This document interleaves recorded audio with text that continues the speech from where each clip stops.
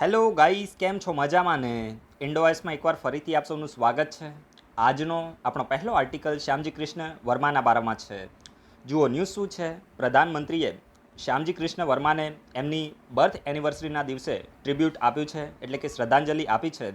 અને એટલા જ માટે શ્યામજી કૃષ્ણ વર્મા ન્યૂઝમાં આવ્યા છે. તો જુઓ, હિસ્ટ્રીમાં શ્યામજી કૃષ્ણ વર્મા ખૂબ જ ઇમ્પોર્ટન્ટ પર્સનાલિટી રહ્યા છે.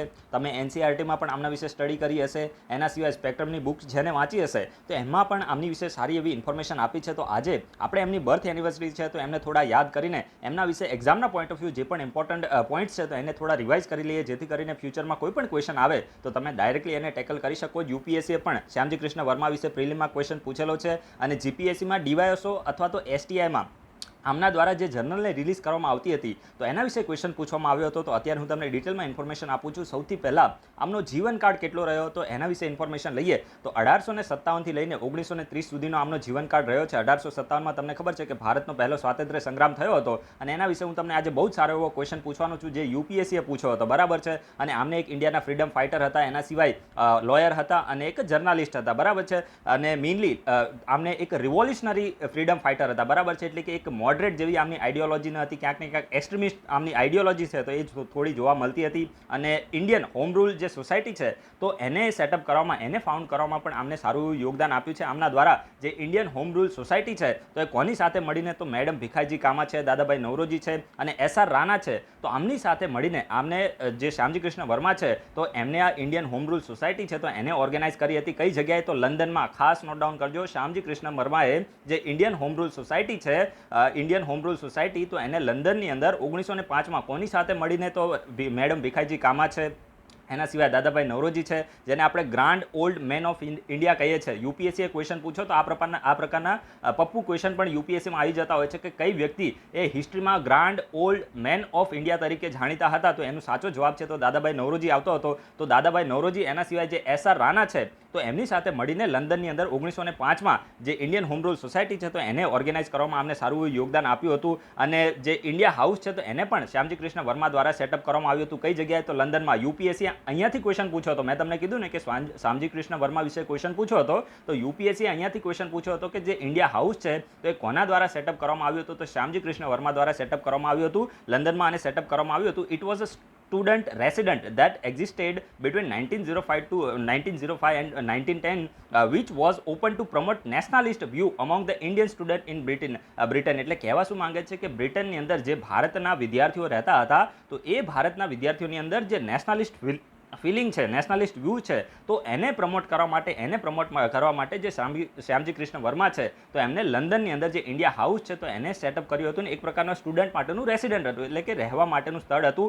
1905થી લઈને 1910ની વચ્ચે આને સેટઅપ કરવામાં આવ્યું હતું. તો જસ્ટ તમારે ખાલી એટલું જ યાદ રાખવાનું છે કે જે ઇન્ડિયા હાઉસ છે તો એને લંડનમાં સેટઅપ કરવામાં આવ્યું હતું. કોના દ્વારા? તો શ્યામજી કૃષ્ણ વર્મા દ્વારા. અને મેઇનલી જે ભારતના વિદ્યાર્થીઓ બ્રિટનની અંદર રહે છે તો એમની અંદર એક નેશનલિસ્ટ વ્યૂ, એટલે કે રાષ્ટ્રવાદ માટેનો જે વ્યૂ છે તો એને પ્રમોટ કરવા માટે આને સેટઅપ કરવામાં આવ્યું હતું. અને આમના દ્વારા એક જર્નલ છે તો એને રિલીઝ કરવામાં આવતી હતી જેનું નામ છે ઇન્ડિયન સોશિયોલોજિસ્ટ. જીપીએસસી અહીંયાથી ક્વેશ્ચન પૂછ્યો હતો. ડીવાયએસઓ કે એસટીઆઈની એક્ઝામ હતી મને યાદ નથી, અથવા તો પીઆઈ પણ હોઈ શકે છે, પણ મેં પેપર સોલ્વ કર્યું હતું એટલે મને ખબર છે કે આ જે ઇન્ડિયન સોશિયોલોજિસ્ટ છે તો એના વિશે ક્વેશ્ચન પૂછવામાં આવ્યો હતો કે આ કોના દ્વારા રિલીઝ કરવામાં આવતું હતું. તો એનો સાચો જવાબ આવે છે શ્યામજી કૃષ્ણ વર્મા. તો દરેક લોકો આને નોટ ડાઉન કરી દીધું હશે. અને જે સોશિયોલોજિસ્ટ છે, ઇન્ડિયન સોશિયોલોજિસ્ટ, તો આને મેઇનલી લંડનની અંદર આને સેટઅપ કરવામાં આવ્યું હતું. એટલે કે આમને મેઇનલી ક્યાં એક્ટિવ હતા? તો લંડનની અંદર એક્ટિવ હતા. અને monthly Indian sociologist become an outlet for nationalist idea, એટલે કે જે નેશનલિસ્ટ આઈડિયા છે તો એની માટે આમના દ્વારા જે મંથલી જર્નલને રિલીઝ કરવામાં આવતી હતી તો એક પ્રકારનું નેશનલિસ્ટ આઉટલેટ આમના દ્વારા નેશનલિસ્ટ આઈડિયા માટેનું આઉટલેટ બની ગયું હતું. તો આ મોટી મોટી વાતો થઈ. બાકી અહીંયાથી ક્વેશ્ચન ક્યાંથી આવશે કે ઇન્ડિયન સોશિયોલોજિસ્ટ એ કોના દ્વારા રિલીઝ કરવામાં આવતું હતું અથવા તો કહેવાય ને કે બહાર નીકાળવામાં આવતું હતું? તો એનો સાચો જવાબ શું આવશે? તો શ્યામજી કૃષ્ણ વર્મા એનો સાચો જવાબ આવે છે. તો દરેક લોકો આના વિશે થોડી ઇન્ફોર્મેશન છે તો એને નોટ ડાઉન કરીને યાદ રાખજો. હવે જો અહીંયા છે ને 1857 ન્યૂઝમાં આવ્યું ને, મેં તમને કીધું કે હું તમને ક્વેશ્ચન પૂછીશ તો યુપીએસસીએ જે ક્વેશ્ચન પૂછો તો એ હું તમને પહેલા પૂછું છું, પછી હું તમને બીજા ક્વેશ્ચન પૂછીશ. દરેક લોકો આ વિડીયોના કમેન્ટ બોક્સમાં આન્સર આપે કે જ્યારે 1857નો સ્વાતંત્ર્ય સંગ્રામ થયો તો ત્યારે ભારતના ગવર્નર જનરલ ઓફ ઇન્ડિયા કોણ હતા? બરાબર છે, તમારે સાચો આન્સર આપવાનો છે. હવે હું તમને બીજા ઘણા બધા ક્વેશ્ચન પૂછું છું. સૌથી પહેલા તમારે એમ કહેવાનું છે કે બેંગાલનો પહેલો ગવર્નર કોણ હતો? બેંગાલનો પહેલો ગવર્નર કોણ હતો એ તમે આન્સર આપજો. બીજો ક્વેશ્ચનનો આન્સર તમારે એ આપવાનો છે કે જે બેંગાલ છે તો એનો પહેલો ગવર્નર જનરલ કોણ હતો? First governor general of Bengal કોણ હતો? ત્રીજો આન્સર તમારે એ આપવાનો છે કે first governor general of India કોણ હતો?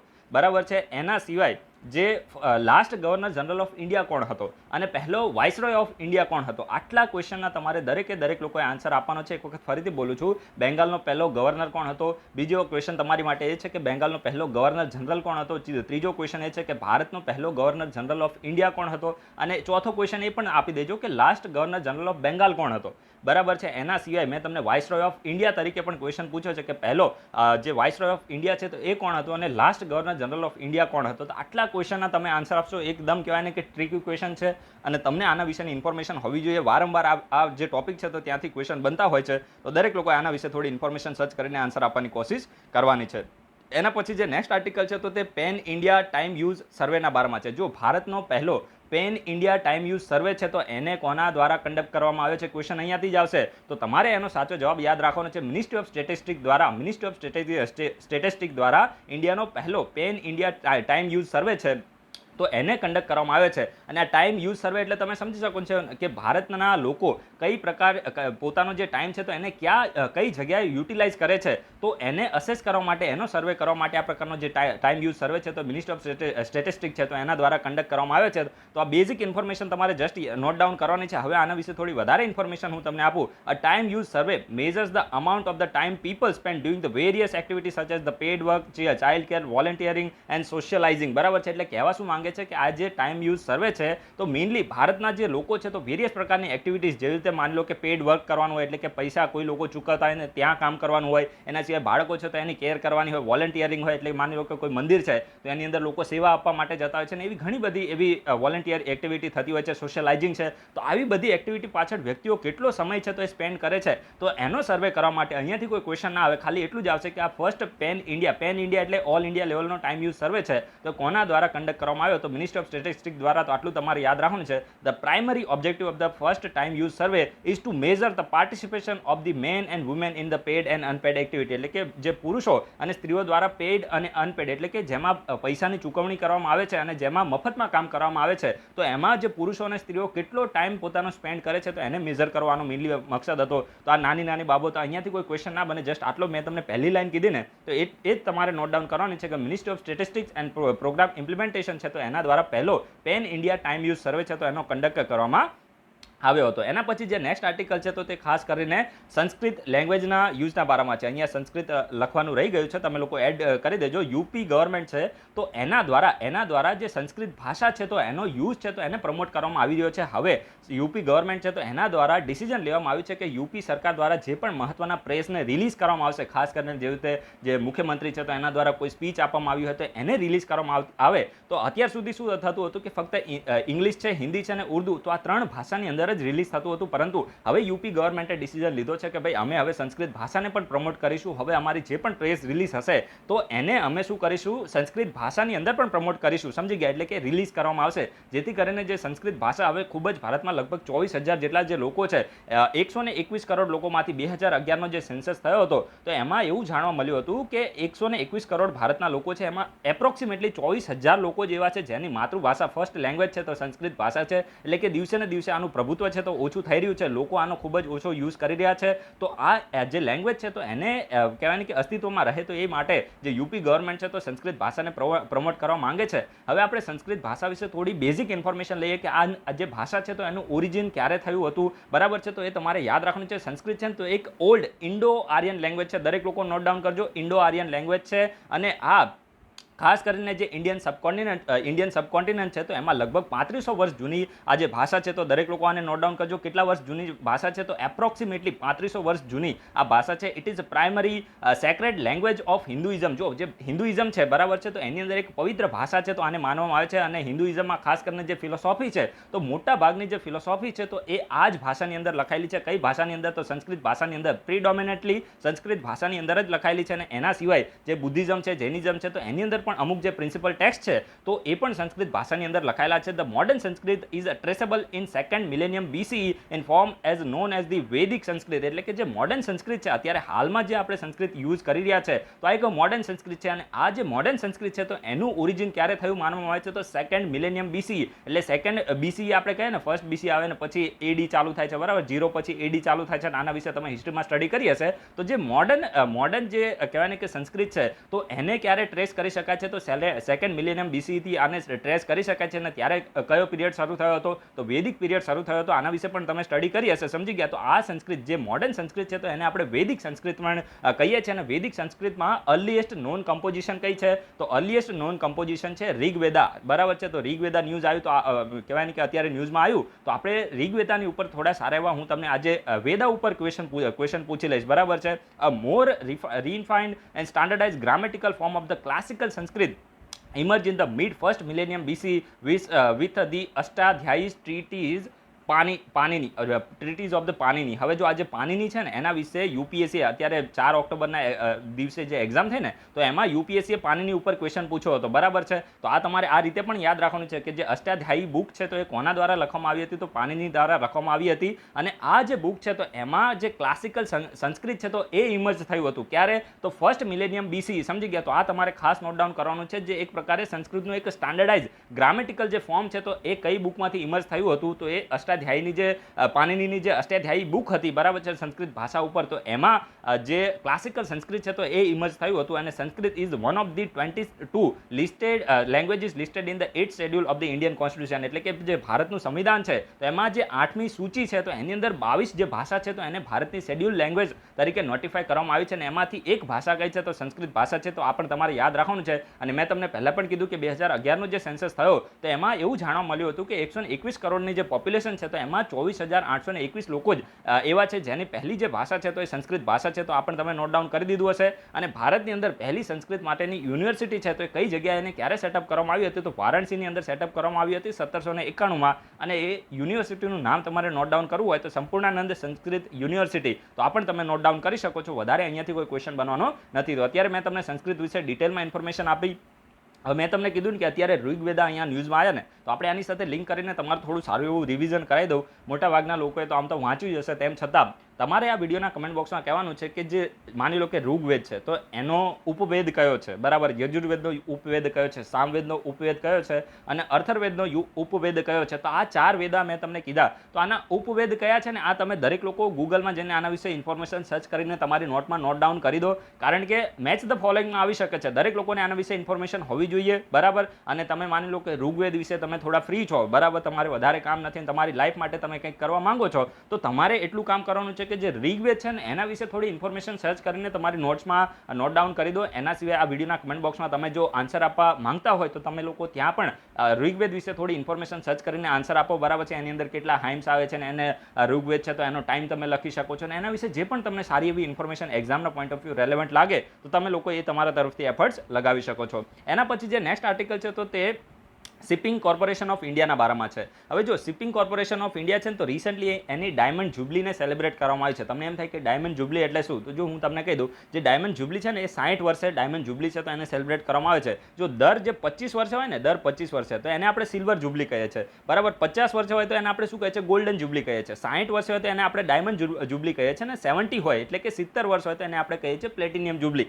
બરાબર. તો આ તમારે નોટ ડાઉન કરી દેવાનું. 25 વર્ષે સિલ્વર આવે છે, 50 ગોલ્ડન આવે છે, 60 ડાયમંડ આવે છે અને 70 કહેવાય ને કે પ્લેટિનિયમ જુબલી છે તો એને સેલિબ્રેટ કરવામાં આવે છે. અને અત્યારે રિસન્ટલી જે શિપિંગ કોર્પોરેશન ઓફ ઇન્ડિયા છે તો એની ડાયમંડ જુબલી છે તો એને સેલિબ્રેટ કરવામાં આવી. એટલે કે આના 60 વર્ષ પૂરા થઈ ગયા છે. અને એટલા માટે જે શિપિંગ કોર્પોરેશન ઓફ ઇન્ડિયા છે તો એમાં મિનિસ્ટર ઓફ શિપિંગ છે તો એમના દ્વારા આ જે જુબલી છે તો એનું સેલિબ્રેશન કરવામાં આવ્યું છે. તો અહીંયાથી ક્વેશ્ચન ના બને, શિપિંગ કોર્પોરેશન ઓફ ઇન્ડિયા વિશે બેઝિક ઇન્ફોર્મેશન આવી શકે છે. તો આ એક પબ્લિક સેક્ટર એન્ટરપ્રાઇઝ છે, એટલે કે ગવર્મેન્ટની આ એક પ્રકારની કંપની છે જેને સરકારે પ્રાઇવેટાઇઝેશન કરવા માટે અપ્રુવલ 2019માં આપી દીધું દીધું છે. તો અત્યારે ફોર ધ ટાઈમ બિંગ તમારે યાદ શું રાખવાનું છે કે શિપિંગ કોર્પોરેશન ઓફ ઇન્ડિયા એક પબ્લિક સેક્ટર એન્ટરપ્રાઇઝ છે. તો આ તમને ખબર પડી ગઈ. અને મેઇનલી આ જે નેશનલ અને ઇન્ટરનેશનલ જે વેસલ્સ હોય બરાબર છે, તો એને મેનેજ અને ઓપરેટ કરવાનું કાર્ય કરે છે. તે શિપિંગથી તો તમે એની સાથે લિંક કરીને ડાયરેક્ટ ક્વેશ્ચનનો આન્સર આપી શકો છો. અહીંયાથી કોઈ ક્વેશ્ચન ના બને બરાબર છે. આ તમારે થોડું લોજિકલી જ વિચારી લેવાનું કે ક્યાંથી ક્વેશ્ચન બની શકે. હવે શિપિંગ કોર્પોરેશન ઓફ ઇન્ડિયા હોય તો એનું કામ તો આ જ હોય બરાબર છે. અહીંયાથી કોઈ ક્વેશ્ચન ના આવે. આના હેડક્વાર્ટર વિશે ક્વેશ્ચન આવી શકે કે ભાઈ શિપિંગ કોર્પોરેશન ઓફ ઇન્ડિયા છે તો એનું હેડક્વાર્ટર કઈ જગ્યાએ છે. શું આનું ઓડિશામાં હેડક્વાર્ટર છે, અથવા તો કેરલામાં છે, તામિલનાડુમાં છે, કર્ણાટકમાં છે? તો આનું હેડક્વાર્ટર છે મહારાષ્ટ્રના મુંબઈમાં બરાબર છે. તો આ તમે નોટ ડાઉન કરી દીધું. ક્યારે આને સેટઅપ કરવામાં આવ્યું હતું? તો જે શિપિંગ કોર્પોરેશન ઓફ ઇન્ડિયા છે તો એને મહાત્મા ગાંધીના જન્મ દિવસે 1961માં આને સેટઅપ કરવામાં આવ્યું હતું. અને મેઇનલી આને ઈસ્ટર્ન શિપિંગ કોર્પોરેશન અને વેસ્ટર્ન શિપિંગ કોર્પોરેશન છે તો એનું અમાલ્ગમેશન કરીને એટલે કે બંનેને જોઈન કરીને 1961માં આને સેટઅપ કરવામાં આવ્યું હતું. અને 2018માં ગવર્મેન્ટ દ્વારા આને નવરત્ન સ્ટેટસ આપવામાં આવ્યું છે. ભાઈ આને નોટ ડાઉન કરી દેજો, ખૂબ જ ઇમ્પોર્ટન્ટ છે. અત્યારે હાલમાં જે શિપિંગ કોર્પોરેશન ઓફ ઇન્ડિયા છે તમને ખબર છે કે મિની રત્ન આવે છે, મહારત્ન આવે છે, નવરત્ન આવે છે, અને આવા જે કંપની છે પબ્લિક સેક્ટર એન્ટરપ્રાઇઝ છે તો એને રત્નનું સ્ટેટસ આપવામાં આવે છે. તો હાલ આની પાસે કયું સ્ટેટસ છે? તો નવરત્નનું સ્ટેટસ આપવામાં આવ્યું છે. અને 2021 નવેમ્બર 2019 સરકારે આને પ્રાઇવેટાઇઝેશન માટે અપ્રુવલ આપી દીધું છે. તો અહીંયાથી કોઈ ક્વેશ્ચન ના બને, કારણ કે આમાં સરકારને ક્યાંક ને ક્યાંક લોકો ક્રિટિસાઇઝ કરી શકે છે, કારણ કે સરકારી નોકરી ઓછી થાય છે, પરંતુ જે એડમિનિસ્ટ્રેશન છે એફિશિયન્સી માટે પ્રાઇવેટાઇઝેશન સારું છે. પરંતુ જે લોકો આ ગવર્મેન્ટ જોબની તૈયારી કરતા હોય એમની માટે આ સારી વસ્તુ નથી. એના પછી જે નેક્સ્ટ આર્ટિકલ છે તો તે સ્વચ્છ ભારત પુરસ્કારના બારામાં છે. હવે જો દર વર્ષે છે ને જે 2 ઓક્ટોબરનો દિવસ હોય ને બાપુનો જે જન્મદિવસ છે તો એને આપણે સ્વચ્છ ભારત દિન તરીકે સેલિબ્રેટ કરીએ છીએ. અને આ દિવસે મિનિસ્ટ્રી ઓફ જલ શક્તિ છે તો એના દ્વારા સ્વચ્છ ભારત પુરસ્કાર આપવામાં આવ્યો છે.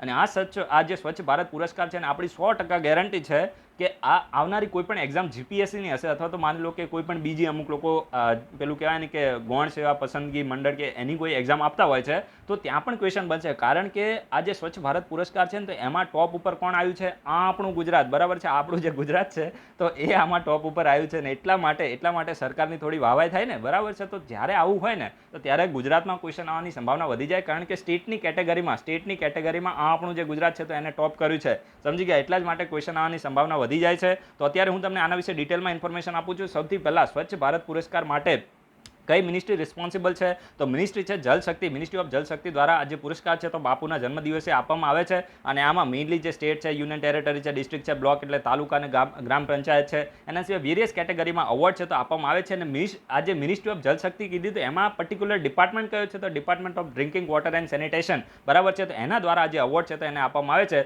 Top award were conferred upon the Gujarat. જુઓ, ગુજરાત છે, ઉત્તર પ્રદેશ છે, હરિયાણા છે, તેલંગાના છે, તામિલનાડુ, મધ્યપ્રદેશ અને પંજાબ અને અધર સ્ટેટ છે તો એને ટોપ અવોર્ડ આપવામાં આવે છે. અને સ્ટેટની કેટેગરીમાં ટોપ ઉપર કોણ આવ્યું છે? આ આપણું ગુજરાત બરાબર છે. ગુજરાત સ્ટેટની કેટેગરીમાં ટોપ ઉપર આવ્યું છે. દરેક લોકો ભાઈ નોટ ડાઉન કરજો. અને ડિસ્ટ્રિક્ટની કેટેગરીમાં તિરુનવેલી જે તમિલનાડુમાં આવ્યું છે તો એ ડિસ્ટ્રિક્ટે ટોપ કર્યું છે. અને કારજકોટ છે, ઉજ્જૈન છે, મધ્યપ્રદેશ છે બરાબર છે. જે કહેવાય ને કે કારજકોટ અને ઉજ્જૈન જે મધ્યપ્રદેશના બેસ્ટ બ્લોક તરીકે કહેવાય ને ઇમર્જ થયા છે. બ્લોક એટલે આપણે તાલુકા કહીએ તો એમાં કારજકોટ અને ઉજ્જૈન તો એ બ્લોકમાં ટોપ કેટેગરીમાં આવ્યા છે. અને ચિન્નાઉર છે ને એ બેસ્ટ ગ્રામ પંચાયત બની છે બરાબર. તો આ નાની ઇન્ફોર્મેશન તમારે યાદ રાખવાની છે. ખાસ કરીને સ્વચ્છ